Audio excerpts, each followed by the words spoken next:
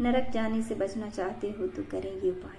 जीवन में केवल एक ही सत्य है, वह है मृत्यु। शास्त्रों के अनुसार मृत्यु के बाद इंसान अपने कर्मों का हिसाब से स्वर्ग या नरक में स्थान प्राप्त करता है। अगर इंसान ने अपने जीवन काल में अच्छे कर्म किए होंगे तब उसको स्वर्ग में स्थान प्राप्त होता है, और बुरे कर्म किए होंगे तब नरक में यमदूतों से दंडित किया जाता है।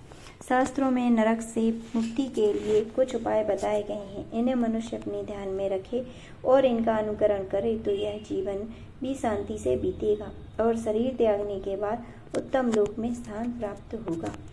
इंसान को रामचरितमानस का नियमित पाठ करना चाहिए। बताया जाता है कि इसका पाठ मृत्यु के समय होने वाले कष्टों को भी कम कर देता है और विष्णु भगवान के रामावतार की कहानी से अक्षय पुण्य की प्राप्ति होती है। रामचरितमानस की चौपाइयाँ केवल शब्द ही नहीं, ये इंसान के मरने के बाद भवसागर से पार कराने वाली नैया का भी काम करती हैं। इससे जीव को स्वर्ग में उच्च स्थान प्राप्त होता है। इंसान के सभी पाप होते हैं नष्ट। केवल दिवाली के एक दिन पहले आने वाली नरक चतुर्दश और माँ कृष्ण चतुर्दशी, जिसे नरक निवारण चतुर्दशी के नाम से भी जाना जाता है, इसकी महिमा है। इस दिन व्रत पूजन से मनुष्य अनजाने में किए हुए पापों से मुक्ति पा जाता है। इससे यम मार्ग में जीव को नहीं जाना होता है। शिव कृपा से ऐसे व्यक्ति पितर लोक से ऊपर के लोक स्वर्ग में जाकर अपने पुण्य कर्मों के अनुसार सुख प्राप्त करता है। जीवन मरण से इंसान होता है मुक्त। हिंदू धर्म में एकादशी का व्रत बहुत पुण्यदायी माना गया है।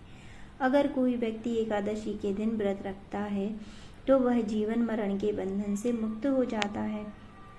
नरक से मुक्ति के लिए एकादशी का व्रत बड़ा ही उत्तम साधन माना गया है।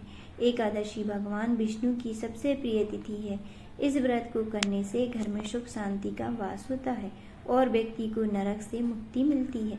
पुराणों के अनुसार 24 एकादशियों में आषाढ़ मास की शुक्ल पक्ष की एकादशी, जिसे देवशयनी एकादशी कहते हैं, और कार्तिक शुक्ल पक्ष की एकादशी, जिसे देवउठनी एकादशी कहते हैं, तथा मार्गशीर्ष मास की मोक्षदा एकादशी का विशिष्ट स्थान है।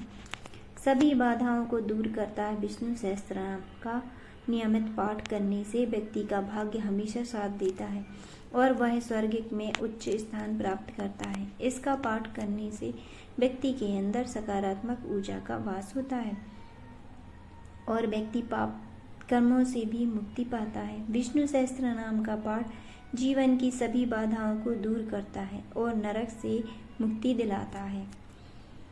मुक्ति की राह होती है आसान। शास्त्रों में बताया गया है कि हर रोज गंगा जल पीना चाहिए और तुलसी पत्ते का सेवन करना चाहिए। ये दोनों ही भगवान विष्णु के अत्यंत प्रिय हैं। इनके सेवन से मनुष्य का मन पाप कर्मों से हटता है और जीवन में सकारात्मक भाव का संचार होता है। इन दोनों को ही मुक्तिदायिनी कहा गया है। इसलिए अंत में समय में भी व्यक्ति के मुंह में गंगा जल और तुलसी के पत्ते डाल दिए जाते हैं। अपना आचरण व्यवहार शुद्ध और सात्विक रखना जरूरी है। छल कपट से दूर रहना चाहिए और अहिंसा परम धर्म है, यह मानकर अपना जीवन व्यतीत करना चाहिए। हमेशा सत्य का साथ देना चाहिए और ईमानदारी से रहना चाहिए, तभी आपको इन कर्मों का फल प्राप्त होगा। शास्त्रों में बताया गया है कि जब आप मन को शुद्ध रखेंगे तभी आपको उपासना और व्रत कर्मों का शुभ फल प्राप्त होगा। अगर आपको मेरी कहानियाँ अच्छी लगती हैं तो लाइक और सब्सक्राइब करें प्लीज़। धन्यवाद।